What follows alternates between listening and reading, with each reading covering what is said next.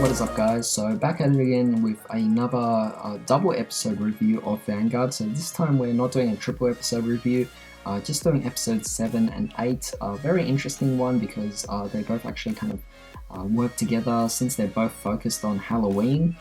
With episode 7, obviously it branched off from episode 6 where Shin wanted to actually bring back the card store again to properly open it back up, and very interestingly enough, we are actually having a so-called Halloween party that's actually being held throughout the whole town, I believe, of every store, and Shin actually decides he wants to participate in this. As a result, he gathers up the whole team to actually work out on this and see what they can actually do into performing or creating a Halloween party that is going to be able to live up to the reputation of how they usually held it, which is apparently more information on how Misaki's parents held their own events for Card Capital. Now, I do like that this episode is actually, again, more so a chilled back episode, I guess. It's more so something that they're trying to just sort out the events. There's no particularly major card fights or anything that's actually occurring in this, which is something I do like. I don't always like every episode to be about card fighting or them actually going up against each other.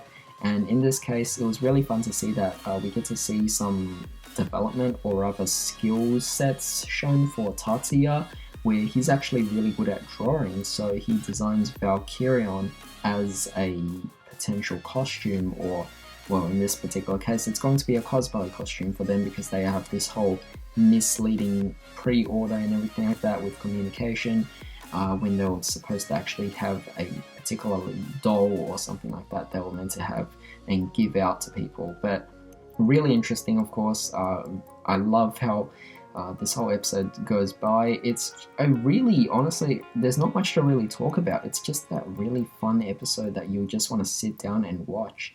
I was surprised to see that it actually had to go up all the way to episode 8 as well. I didn't realize it was going to be a two-parter.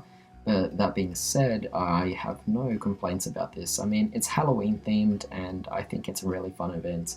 So seeing that they're focusing 2 episodes on Halloween is definitely quite nice. I mean, episode 7 is really just focusing on the pre-Halloween, but the whole setup and everything, but even so, it still has that same theme. Definitely very exciting there. Again, very surprising that it seems to be no fail that every single episode there is always going to be fan service of Asuka. Just, I don't know what they're trying to do here, but you're gonna have to expect it to actually happen throughout every single episode. Now, moving on to episode 8, we actually have some really interesting things actually occurring in this. Really interesting because of the fact that we actually get to see more of Rive and how he actually operates, and we actually have the whole event happening where they're battling against each other, and Rive is actually incredibly good at this. I mean, he easily defeats Nanami, and so that goes to show you how strong Rive actually is now, which makes you kind of wonder whether or not Rive is stronger than Asuka, or if Asuka is stronger than Rive. But that being said, both are definitely at a level that puts them at a very high tier in this particular world, making them as potential champions, or rather they already technically are champions because they're so good at this. Because in this entire tournament, Rive has just been manipulating the whole thing. I mean, he's really been planning things out. He didn't want to see a final winner and just end things there. He wanted to see a final battle. So he knew that his own student, or rather, he knew that Mark really was going to be the best player there.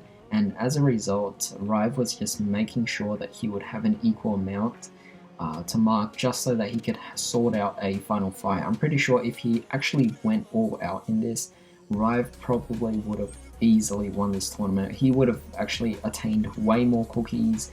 I mean, he sorted it out so that he would get exactly 25 cookies just like Mark did. But the thing is this, he could have easily maybe gone up to 30 or 40 cookies if he really wanted to. So it goes to show you his actual skill in this. But that being said, I do like the different battles that are actually occurring in this, and I do like the whole theme of it.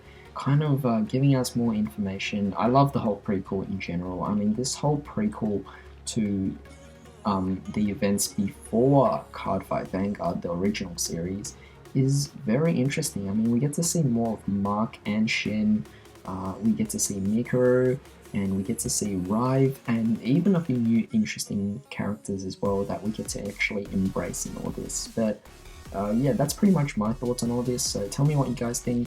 In the meantime, hope you guys have a great day. I'll see you next time.